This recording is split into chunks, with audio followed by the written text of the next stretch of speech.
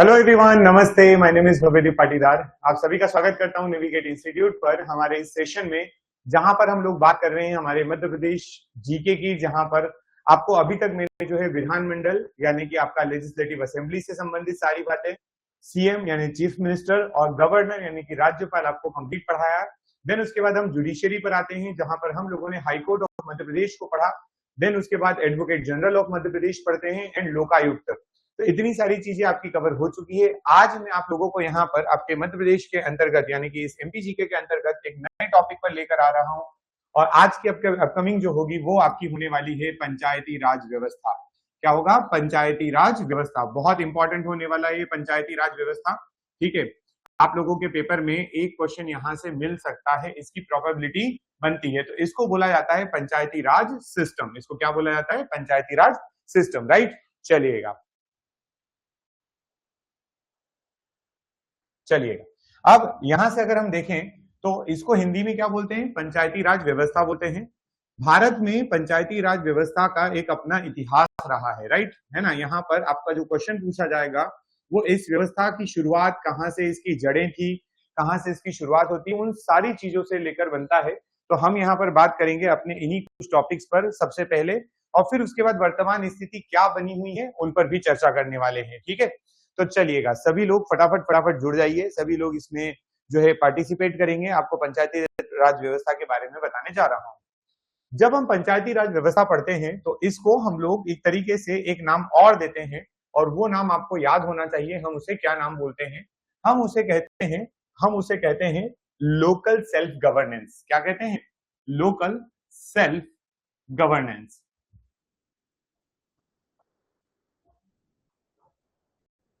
Local self governance, right.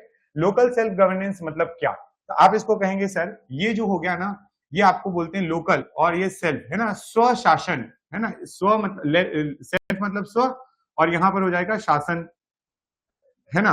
अब यहां पर जो आप बोलोगे लोकल का मतलब होता है सर जहां के रहने वाले लोग, जहां के रहने वाले स्थानीय लोग जो हैं जब शासन करने लगे उसको कहते हैं लोकल सेल्फ गवर्नेंस। ओके, ये पॉइंट आता है यहां पर। अब देखिएगा, देखो, ये दो प्रकार की थी। ये व्यवस्थाएं जो थी वो दो प्रकार से बनाई गई थी। ठीक है, दो प्रकार से कैसे बनाई गई? एक जो बनाई गई एट विलेज लेवल, एट आपने क्या कहा? रूरल एरियाज, है ना, रूरल एरियाज, या एट मत बोलो, इसको बोल दो फॉर रूरल एरियाज। ठीक, रूरल का मतलब होता है ग्रामीण। रूरल का मतलब क्या होता है? ग्रामीण। तो ग्रामीण क्षेत्रों के लिए, किसके लिए? ग्रामीण क्षेत्रों के लिए। एक बात हो गई आपकी। ठीक, फिर हमने कहा सर सेकंड नंबर पे ये जो आपकी स्थानीय स्वशासन आई वो और किसके लिए आई? तो अब ग्रामीण क्षेत्र तो आपने बता दिया, तो ये आई फिर आपके नगरीय क्षेत्रों के लिए। यानी कि यहां पर अगर आपने ग्रामीण क्षेत्र के लिए लिखा है तो यहां पर आपको लिखना पड़ेगा अर्बन एरियाज के लिए, यानी कि शहरी क्षेत्रों के लिए, फॉर अर्बन एरियाज, यानी कि शहरी क्षेत्रों के लिए। किसके लिए? शहरी क्षेत्रों के लिए, राइट। अब देखो, ये तो ठीक है कि ऐसा ऐसा हुआ। अब हम यहां से कुछ बातें करते हैं। जैसे कि मैंने आपसे कहा कि भाई ये शहर क्षेत्र के लिए और ग्रामीण क्षेत्र के लिए, तो ग्रामीण क्षेत्र के लिए क्या व्यवस्था की गई और शहरों के लिए क्या व्यवस्था की गई उसको अलग से देखिएगा यहां पर। ठीक है, ग्रामीण क्षेत्र की व्यवस्था और शहरी क्षेत्र की व्यवस्था। ग्रामीण क्षेत्र की जब व्यवस्था की बात आई तो ग्रामीण क्षेत्र में जो बनाई गई वो बनाई गई पंचायत। क्या बनाई गई? पंचायत। ठीक है, पंचायत को हिंदी इंग्लिश में दोनों में क्या कहेंगे? पंचायत कहते हैं। लेकिन जब हम बात करते हैं शहरी क्षेत्रों के लिए, किसके लिए बात करते हैं? शहरी क्षेत्रों के लिए बात की जाती है, तो यहां पर बात आती है आपकी किन की? तो आती है म्यूनिसिपैलिटीज की। किसकी? म्यूनिसिपैलिटी, है ना, म्यूनिसिपैलिटीज, इनकी बात आती है, राइट। यानी कि आपकी यहां पर नगर निगम प्रकार की बातें की गई थी। नगर निगम, नगर पालिकाएं वगैरह जो होती हैं उनको बनाया गया था। मैं एक्सेट्रा लिख देता हूं। ठीक, तो आपको यहां पर यह समझना होगा कि लोकल सेल्फ गवर्नेंस जो होती है वो दो अलग अलग तरीके से पढ़ेंगे। एक हम पढ़ने वाले हैं रूरल के लिए, एक हम पढ़ने वाले हैं अर्बन के लिए। और इन दोनों के लिए हमारे भारत में शुरुआत से ही प्रयास किए जा रहे थे। लोकल सेल्फ गवर्नेंस का जो प्रयास था, स्टार्टिंग अगर हम बात करें हमारे संविधान से, कि हमारा संविधान जब आया तो उसमें भी कुछ प्रोविजन जो है वो आपके लोकल सेल्फ गवर्नेंस के रहे। तो मैं आपको इसका थोड़ा सा हिस्टोरिकल बैकग्राउंड बताने वाला हूं। ठीक है, हमारी पंचायती राज व्यवस्था का हिस्टोरिकल बैकग्राउंड अगर हम देखें हम लोग कि कौन सा था या कैसा था, तो हिस्टोरिकल बैकग्राउंड पे जाते हैं और सबसे पहले भारत में बात करते हैं हमारे, जब सबसे पहले संविधान बना, भारत आजाद हुआ, आजादी के जस्ट बाद क्या बनता है, संविधान। तो हमने बोला सर इंडियन कॉन्स्टिट्यूशन में, इंडियन कॉन्स्टिट्यूशन जो था उस कॉन्स्टिट्यूशन में हमारे पास यहां पर आर्टिकल नंबर 40 आया। इंडियन कॉन्स्टिट्यूशन यानी कि भारतीय संविधान जो बना, उस संविधान की, इस भारतीय संविधान के आर्टिकल नंबर 40, आर्टिकल नंबर 40 पर बात करेंगे हम लोग थोड़ी सी।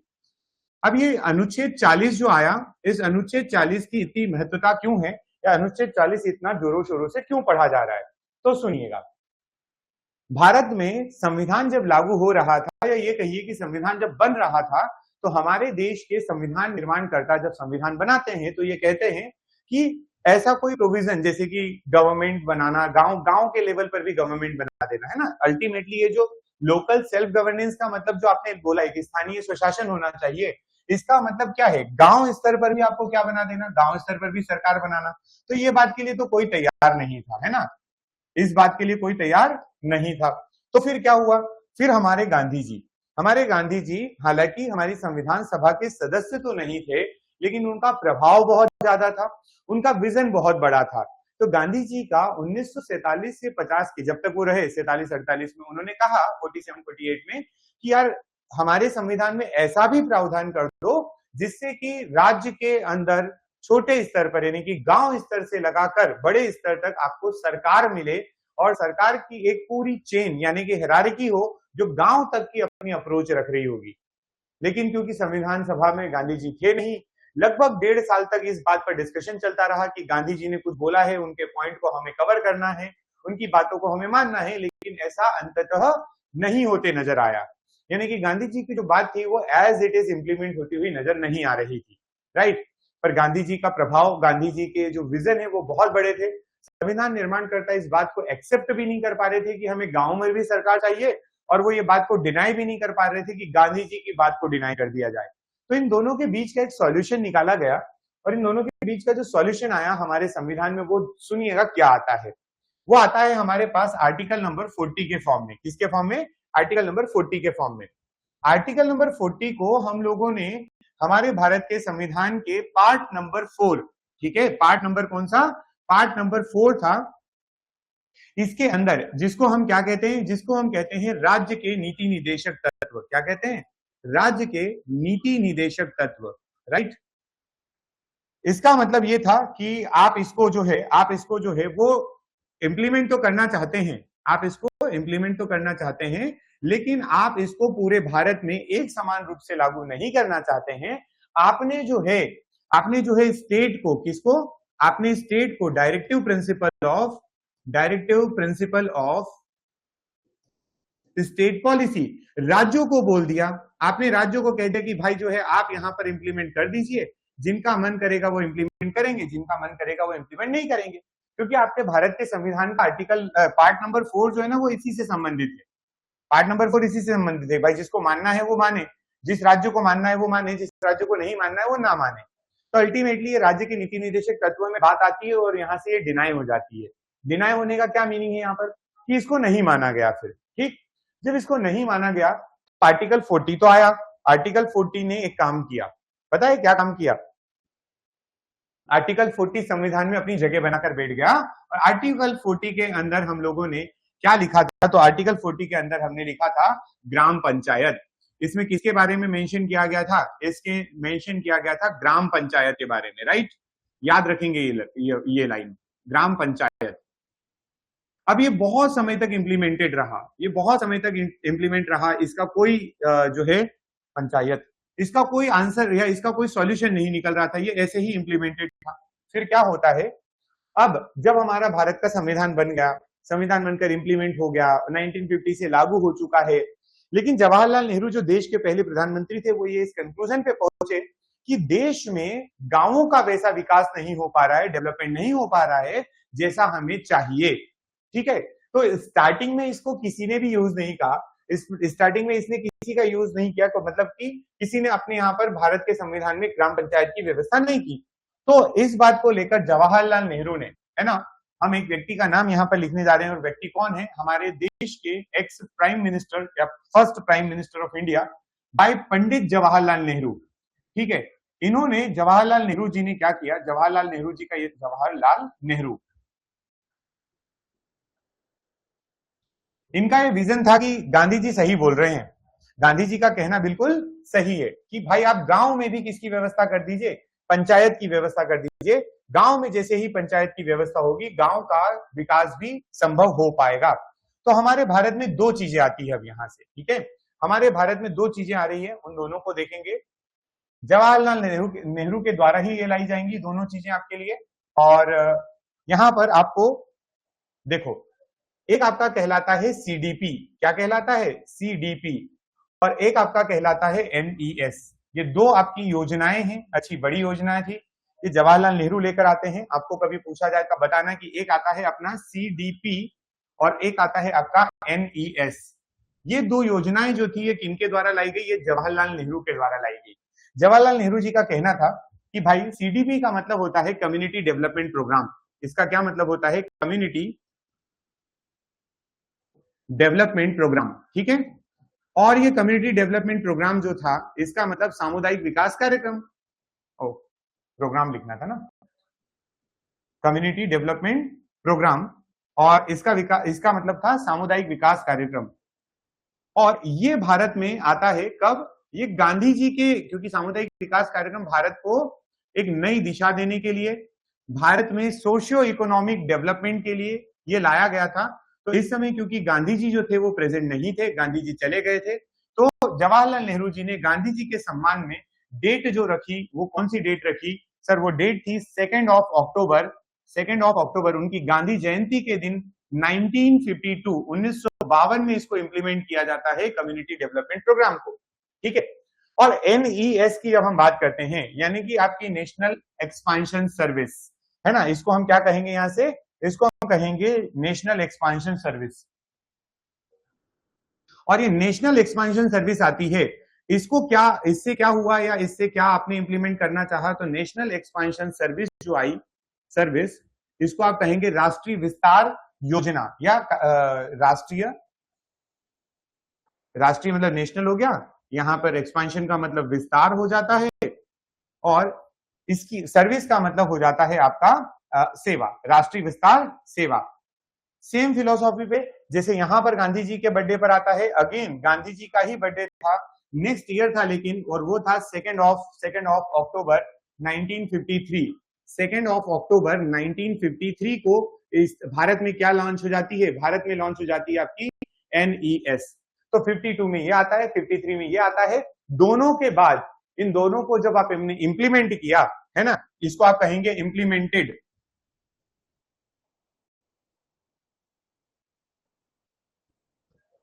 इन दी state, implemented in the state. तो जब इंप्लीमेंट किया गया राज्य के अंदर, या इंडिया बोल दें, implemented in the India, India level पर इसको शामिल इंप्लीमेंट करने की बात आई। और जब इसको इंप्लीमेंट किया तो इसका रिजल्ट ये था कि अल्टीमेटली ये स्कीम फेल हो जाती है। क्या हो जाती है? स्कीम फेल हो जाती है। ये दोनों की दोनों, सीडीपी और एनईएस, आपकी सफल नहीं हो पाती है। और जब सफल नहीं हो पाई तो फिर इसके आगे क्या किया जाए? प्रश्न यहां खड़ा होता है कि अब क्या, व्हाट नेक्स्ट, राइट? चलिएगा,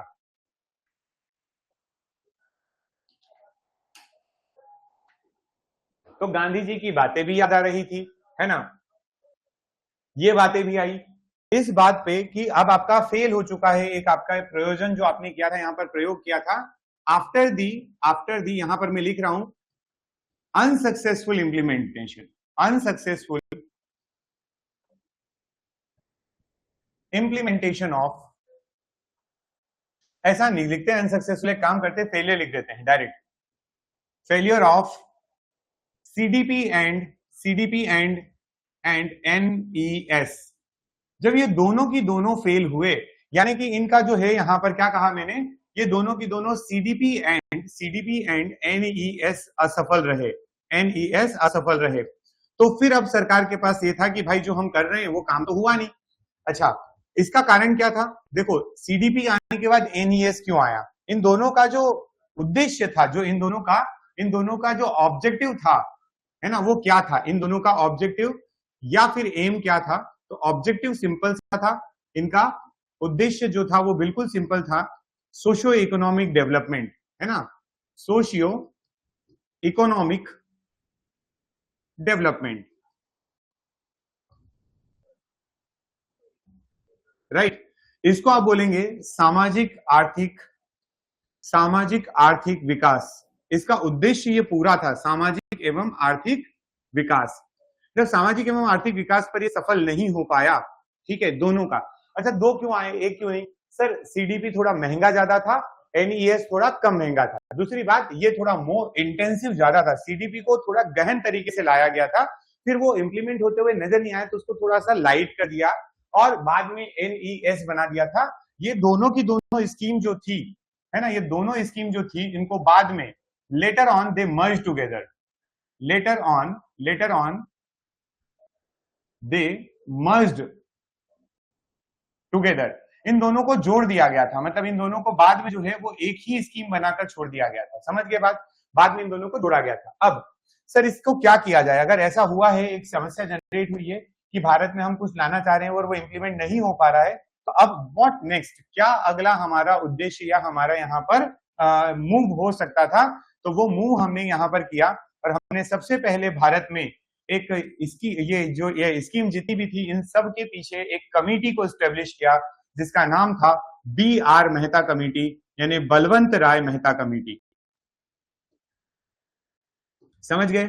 एक कमेटी आती है बलवंत राय मेहता कमेटी, और ये बलवंत राय मेहता कमेटी जो है वो क्या करवाती है, तो ये करवाती है आपका भारत में अब यहां से पहली बार इस असफलता के एनालिसिस के लिए, इसको आपको पढ़ने समझने के लिए कि भाई क्या कारण था कि ये फेल हुई, तो BR मेहता कमेटी आती है ना, और इसके बारे में मैं लिखने जा रहा हूं इन जनवरी 1956, राइट। 1956 की आपकी जो है बलवंत राय मेहता की कमेटी होती है, 1956 में आती है, लेकिन एक्चुअल में ये 1957 चली है, 56-57 दोनों माना जाता है, पर जनवरी में इनको एस्टेब्लिश करते हैं, तो सब 57 याद रख लो, इसको डायरेक्टली 57 याद रख लो, ठीक है। दिस कमिटी, ये जो कमिटी बनाई गई थी, इसको एस्टेब्लिश किया गया था, established for analysis of failure of CDP and NES, right. इन दोनों के असफल होने के बाद, है ना, दोनों योजना की असफलता के बाद, दोनों योजनाओं का क्या करना है, हमें एनालिसिस करना है, दोनों योजनाओं का हमें यहां पर क्या करना है, एनालिसिस का मतलब होता है विवेचना करना है ना, एक तरीके की पूरी, कि अब क्या आगे क्या किया जाए, तो ये सारी चीजें विवेचना करने हेतु बनाया गया, राइट। ये हो गया। अब यहां से जो विवेचना के बाद जो इन BR मेहता जी जो थे, BR मेहता जी ने इसका जो है आपको यहाँ पर क्या दिया, उन्होंने इसका आपको एक रिजल्ट दिया। रिजल्ट के नाम पर हम क्या कहेंगे, रिजल्ट के नाम पर हम कहेंगे कि भाई उन्होंने अपनी अनुशंसा दी है यहाँ पर, ठीक है, उसको बोला जाता है अनुशंसा या रिकमेंडेशन। क्या बोला जाता है, अनुशंसा या रिकमेंडेशन बोला जाता है। तो BR मेहता जी की रिकमेंडेशन क्या थी, थोड़ी वो देख लेते हैं। BR मेहता जी का सिंपल सा कहना था कि भाई बात ऐसे नहीं चलेगी, आप सोचो कि हम इंप्लीमेंट कर दें और केवल ऊपरी सतह पर बात हो जाए, तो ऐसा काम नहीं चलने वाला है, हमको कुछ स्टेप जो है ना वो थोड़े कठोर उठाना पड़ेंगे। क्या कहा उन्होंने, कठोर स्टेप उठाना पड़ेंगे। और उन्होंने यहाँ पर अपने नवंबर 1957 को, ठीक है, नवंबर 1957 में पुट दी सजेशन,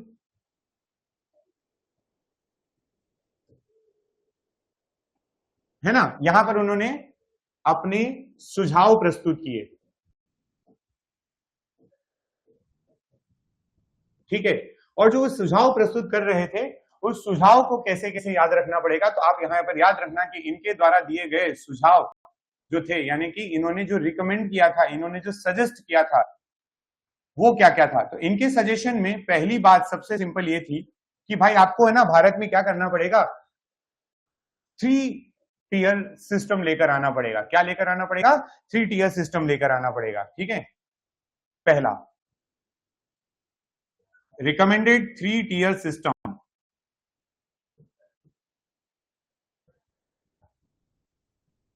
है ना, 3-tier सिस्टम, त्रिस्तरीय,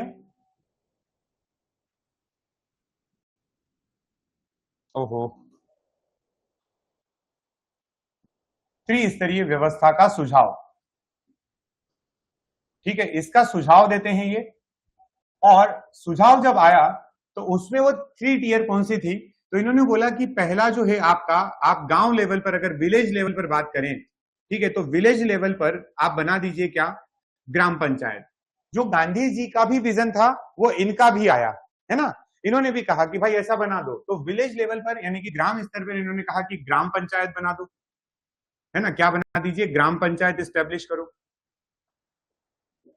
फिर उन्होंने कहा कि भाई अगर आपको मिडिल लेवल पर चाहिए, 2nd टियर जिसको कहेंगे मिडिल लेवल या मिडिल जो है आपका यहाँ पे टियर जो आपका आने वाला है, वो आपने कहा, इन्होंने कहा, हमने नहीं कहा, इन्होंने कहा मिडिल लेवल पर या ये आता है आपका, कहते हैं कि भाई एक काम करो आप लोग यहाँ पर मंडल समिति बना दीजिए, क्या बना दीजिए, पंचायत, अच्छा मंडल समिति नहीं, पंचायत समिति बना दीजिए, पंचायत समिति। और ये जो पंचायत समिति बनाई गई थी, नाम इसको पंचायत समिति ही दिया गया था, ठीक है, और उनका कहना था कि ये जो पंचायत समिति बनती है वो कहां बनना चाहिए, तो वो बनना चाहिए ब्लॉक लेवल पर, कहां बनना चाहिए, ब्लॉक लेवल पर बनना चाहिए, ठीक है, यानी कि विकास खंड स्तर पर, विकास खंड स्तर पर, राइट। चलो ये भी बात अच्छी रही इनकी। फिर इन्होंने कहा कि एक और बनाइए, यानी कि अगर आपको गांवों तक का विकास चाहिए तो आप ऐसे नहीं जा सकते हैं, आपको तीसरे लेवल की भी बनाना पड़ेगी, और जो आपका थर्ड आता है ना, उसको आपने कहा, थर्ड वाले को आपने कहा जिला लेवल, यानी कि डिस्ट्रिक्ट लेवल पर आपकी ये बनाई जाती थी, जिला स्तर पर बनाने की बात आई, डिस्ट्रिक्ट लेवल पर बात जो आती है उसको इन्होंने कहा जिला समिति या जिला पंचायत, क्या कहा, जिला पंचायत, ठीक है, याद रखेंगे ये, इन्होंने कहा था जिला पंचायत। हिंदी इंग्लिश में बिल्कुल सेम चलेगा, इसलिए कोई घबराने वाली बात नहीं है, अगर आप बोलोगे तो मैं ऐसा लिखूंगा यहाँ पर, और क्या लिख सकता हूं, इन्होंने क्या कहा, जिला पंचायत बनाई जाए, ठीक। अब ये अंकल तो अपने सजेशंस रिकमेंडेशन देकर चले गए, इस बात का असर कहीं पर तो होता है, और जो इनका असर होता है वो होता है राजस्थान को। सबसे पहले राजस्थान आता है, कुछ इस तरीके की बातें जो आपके 3 टियर सिस्टम की बात करके गए थे, कौन, बलवंत राय मेहता जी, उनकी बात को थोड़ा सा फॉलो किया, एक स्टेट ने, नाम है राजस्थान, और राजस्थान ने अपने यहाँ पे सबसे पहले इंपॉर्टेंट पॉइंट है ना, इस व्यवस्था के अंतर्गत, यानी कि तभी 2 अक्टूबर 1959 को, 2 अक्टूबर 1959 को राजस्थान पहला राज्य बनता है देश का जो अपने यहाँ पर पंचायती राज व्यवस्था लागू करता है। देखिएगा, बहुत से स्टूडेंट इस पॉइंट पे इस बात से कंफ्यूज हो जाते हैं कि सर राजस्थान या मध्य प्रदेश, राजस्थान या मध्य प्रदेश, तो मैं आपको बता दूं, राजस्थान आपका पहला राज्य है जिसने पंचायती राज व्यवस्था लागू की थी, लेकिन आपका मध्य प्रदेश पहला राज्य है जिसने संवैधानिक रूप से पंचायती राज व्यवस्था लागू की। मैं दोनों पॉइंट को यहाँ पर मेंशन करूंगा, घबराने की जरूरत नहीं है, ठीक है। तो राजस्थान का भी क्या आपका, तो डिस्ट्रिक्ट था एक, डिस्ट्रिक्ट नागौर, है ना, डिस्ट्रिक्ट ऐसा लिखेंगे हम यहां से, फर्स्ट पंचायत व्यवस्था या first panchayat system, first panchayat system, यानी कि पहली पंचायत की व्यवस्था जो है इन कहां पर थी, आप कहेंगे सर राजस्थान में। किसने इंप्लीमेंट किया, राजस्थान ने इंप्लीमेंट किया, और राजस्थान ने किया था, आपको मैंने डेट बता दी, 2 अक्टूबर 1959 को, और ये कहां किया था, तो ये एक जिले में प्रोटोटाइप टाइप का चलाया था, और वो था नागौर डिस्ट्रिक्ट, क्या नाम था उसका, नागौर डिस्ट्रिक्ट, राजस्थान के नागौर में ये सबसे पहले आई थी, राइट। इतनी बार इसलिए बोला जा रहा है कि आप ये पॉइंट को याद ही रख लें, है ना, तो राजस्थान के नागौर में इस व्यवस्था को लागू किया गया, नागौर जिले में किया गया। उसके बाद तो फिर लाइन लग गई थी, और इसी को देखते हुए हमारे दूसरे राज्यों ने भी अपने यहाँ ये इंप्लीमेंट करना चाहा, और सेम एक और राज्य आपके पास यहाँ पर कुछ दिनों बाद ही, यानी कि आपका डेट है आपकी 11 अक्टूबर 1953, यही समय था। कुछ दिनों बाद आंध्र प्रदेश, है ना, आंध्र प्रदेश ऑल्सो, आंध्र प्रदेश, हिंदी में तो नहीं लिखना पड़ेगा, ये सिंपल सी बात है, ऑल्सो इंप्लीमेंटेड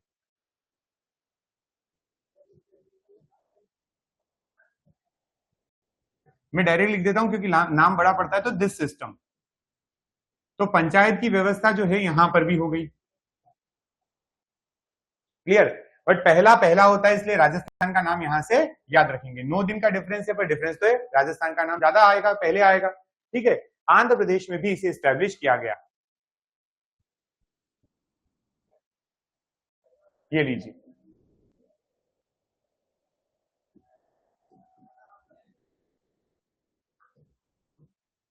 भारत का पहला राज्य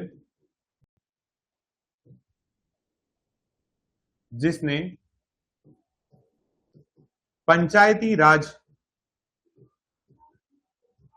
व्यवस्था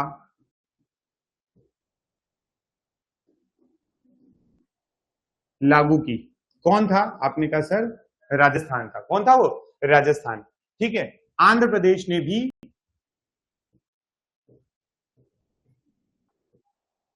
इंप्लीमेंट किया, ने भी इसे लागू किया।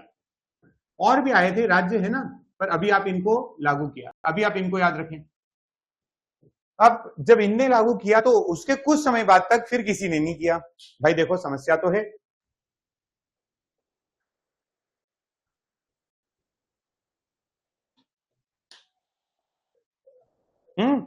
बहुत समय तक यहां पर किसी और ने इसको लागू नहीं किया। राजस्थान, आंध्र प्रदेश, वेस्ट बंगाल ये सब लागू कर चुके थे, लेकिन उसके बाद किसी ने नहीं किया। तो अब सरकार के पास फिर से समस्या खड़ी हो गई। ठीक है। किस बात की समस्या खड़ी हुई सर? कि अब आपका जो है यहां पर अगली फिर से कमेटी बनाओ भाई, फिर कमेटी बनाओ और पंचायत के लिए बनाओ। किसके लिए बनाओ? पंचायत के लिए बनाओ। इंपॉर्टेंट पॉइंट बता रहा हूं मैं आपको, बहुत ध्यान से सुनना, ठीक है। बहुत इंपॉर्टेंट पॉइंट आने वाला है यहां पर। और ये है आपका दिसंबर दिसंबर 1977 का। ठीक है। यहां पर अब अगली कमेटी जो आती है आपकी, वो आती है अशोक मेहता कमेटी। कौन सी कमेटी? अशोक मेहता कमेटी। आप बोलोगे सर ये इतनी इंपॉर्टेंट क्यों है? अशोक मेहता समिति जो है ये क्यों इंपॉर्टेंट है? तो देखो सुनना ध्यान से। अशोक मेहता कमेटी जो बनाई गई थी, अशोक मेहता कमेटी, बलवंत राय मेहता कमेटी क्या इसलिए बनी थी कि भारत में जो है वो पंचायती राज व्यवस्था की अनुशंसा की जाए? नहीं सर। बलवंत राय मेहता कमेटी बनाने के पीछे जो कारण था वो ये था कि ये सफल नहीं हो पा रहे थे। बलवंत राय मेहता कमेटी बनाने के पीछे क्या कारण था? कि ये सफल नहीं हो पा रहे थे, तो सफल नहीं हो रहे तो कुछ तो किया जाए। तो हमने बना दी थी बलवंत राय मेहता कमेटी। ठीक है। लेकिन जब अब बात आती है कि सर बलवंत राय मेहता कमेटी ने सुझाव में दिया था, बनाया क्यों गया था? Established for analysis of failure, है ना। तो मैं यहां से आप लोगों को अब अशोक मेहता कमेटी की बात बताने जा रहा हूं। अशोक मेहता कमेटी जो कमेटी बनी थी वो फर्स्ट कमेटी थी। फर्स्ट कमेटी डेडिकेटेड टू, नहीं ऐसा लिखें, first committee established for recommendation of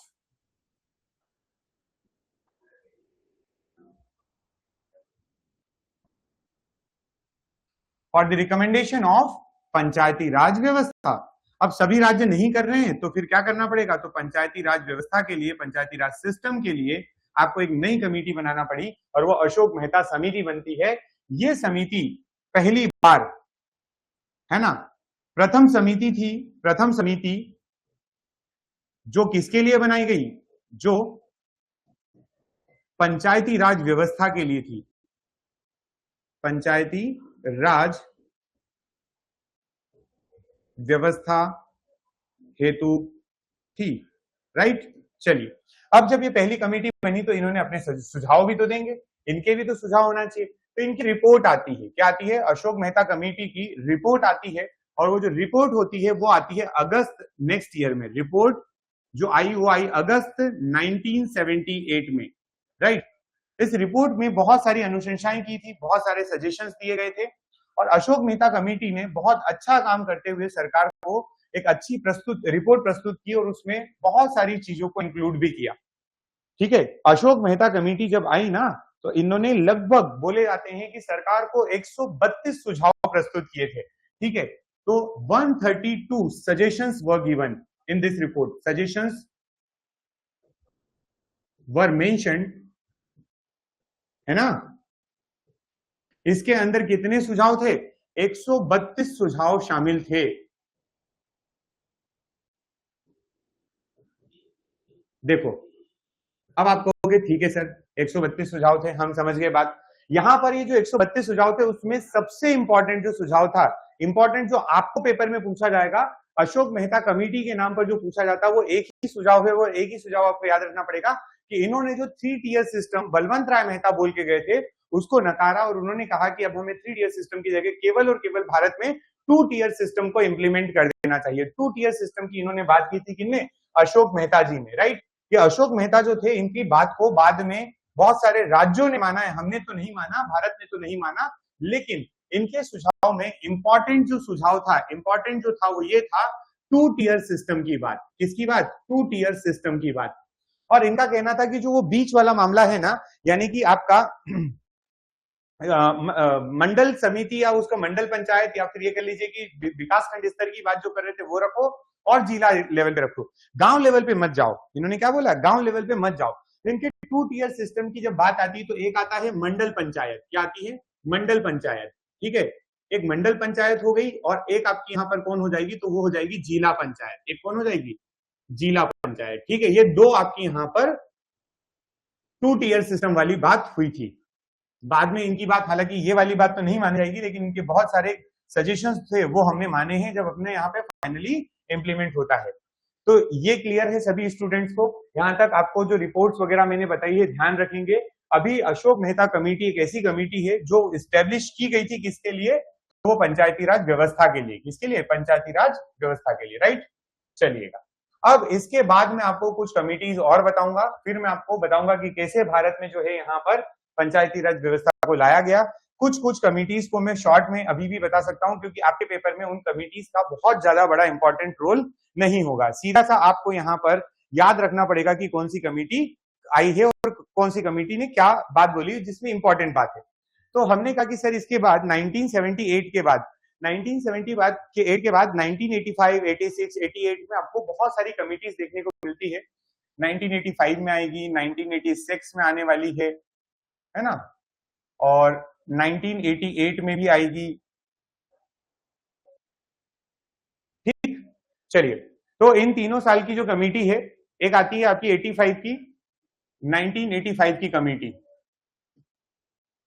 केवल आप ईयर्स याद रख लें, है ना, ये आपको ईयर याद रख लेना है। GV.K. राव कमेटी, और इनके नाम याद रखना है, GV.K.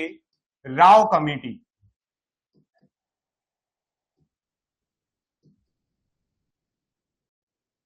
राइट, फिर आपकी आ जाती है यहां से 1986 में। 1986 में जो अगली कमेटी आई आपकी, वो आती है आपकी LM सिंघवी कमेटी। ठीक है, LM सिंघवी जो है यहाँ पर आपके, ये लक्ष्मीमल सिंघवी थे। ये कौन थे? लक्ष्मीमल सिंघवी, राइट। और फिर उसके बाद 1988 में आ जाती है एक आपकी कमेटी, फिर 1991 में भी कमेटी आएगी, लेकिन अभी मैं आपको बता दूंगा, चलो आप बोलोगे जैसा आपके अकॉर्डिंग है ना। तो यहां पर आपकी एक कमेटी आती है PK थंगुन कमेटी, PK थंगुन। ठीक है, थंगुन समिति आती है, थंगुन के नाम से बड़े फेमस रहे ये। PK थंगुन कमेटी आ जाती है। फिर उसके बाद 1989 की भी बता दें, चलो आपको 1989 में भी एक कमेटी आ रही है, उसके बारे में भी थोड़ी सी बात कर लें। और फिर उसके बाद 1991 में भी एक कमेटी आ जाएगी, उसका भी मैं हिंट कर देता हूं। बस यहाँ पर ज्यादा आपको देखो, भारतीय स्तर पर, भारत के स्तर पर ये बातें चल रही है। ठीक है, भारत के स्तर पर बात चल रही है, तो आपको इतना ज्यादा डीप में भी जाने की जरूरत नहीं पड़ेगी। इसलिए केवल और केवल आप जो कमेटियां बनी है, समिति जो बनी है, उनके बारे में याद रख ली कि भाई हाँ ये समितियां आ चुकी है भारत में। ठीक है, चलिए, तो यहां पर आती है आपकी BN, है ना, आपका GV.K. Rao committee, LM Singhvi committee, PM ये कमेटी, और BN गॉडगिल समिति। BN गॉडगिल, गॉडगिल ऐसे लिखा जाएगा ना, कमेटी, राइट। और लास्ट में आपका यहां पर एक और कमेटी आई जो आपकी VN गॉडगिल थी, VN गॉडगिल कमेटी थी। इतने लोगों के नाम याद रख लें आप लोग बस। ठीक है, कमेटी वाइज याद रख लें। इनमें सबसे इंपॉर्टेंट अगर हम देखें तो शुरुआत की बलवंत राय मेहता कमेटी हो जाएगी, अशोक मेहता कमेटी हो जाएगी यहां से, और आपका लिए LM सिंघवी की जो कमेटी है वो हो जाएगी। ठीक है, चलो तो सर जो सबसे इंपॉर्टेंट है उनके बारे में थोड़ी सी बात बता दीजिए फिर, सबसे इंपॉर्टेंट है तो। एल एम सिंघवी कमेटी, है ना, ये कौन थे व्यक्ति? आपने कहा सर ये लक्ष्मीमल सिंघवी थे, है ना। इनकी दो बातें आपको बहुत इंपॉर्टेंट होंगी और वो याद रखना होगी। पहली इनकी बात थी कि आप अपने पंचायती राज व्यवस्था को संवैधानिक दर्जा दे दो। क्या बोला? पंचायती राज को, पंचायती राज व्यवस्था को, पंचायती राज व्यवस्था को संवैधानिक दर्जा देना। क्या देना? संवैधानिक दर्जा। मतलब कि आप इसको ना संविधान में एक अलग से जो है, अलग से इसका आर्टिकल संविधान में इसका एक पार्ट बनाइए। तो देने से क्या होगा? देने से आपके पूरे भारत पर लागू हो जाएगा, ठीक है। और पूरे भारत पर जब लागू हो जाएगा तो हर स्टेट को ये कंपलसरी हो जाएगा कि आपको अपने यहाँ पर पंचायती राज व्यवस्था लागू करना ही पड़ेगी। कॉन्स्टिट्यूशनल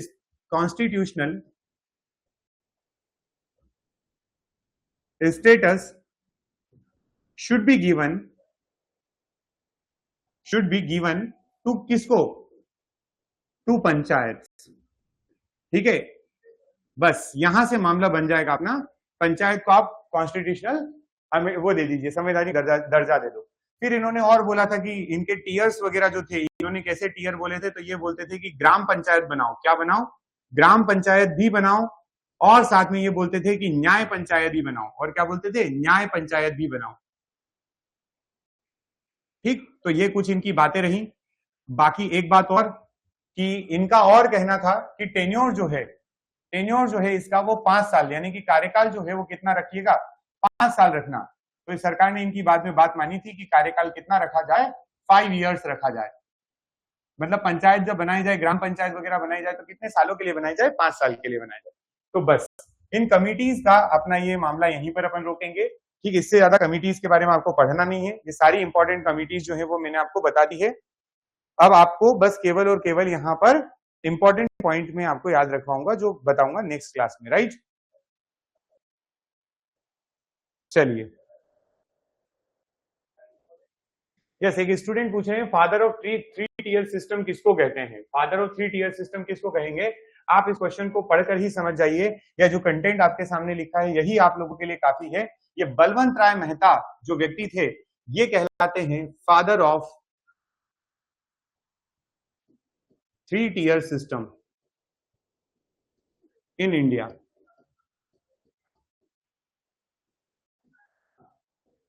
ठीक। सो आज की क्लास हम यहीं पर रोक रहे हैं। हम लोग मिलेंगे अगले लेक्चर में, जहां पर इसके आगे हम लोग कंटिन्यूएशन में देखेंगे कि पंचायती राज व्यवस्था जब लागू हुई तो किस प्रकार से यहाँ पर अलग अलग राज्यों के अंदर या मध्य प्रदेश के अंदर कौन कौन सी बातों को माना गया, क्या अमेंडमेंट किए गए, कब इंप्लीमेंट हुआ, डेट क्या थी, वो सारी चीजें नेक्स्ट क्लास में पढ़ते हैं। So thank you everyone, thank you so much.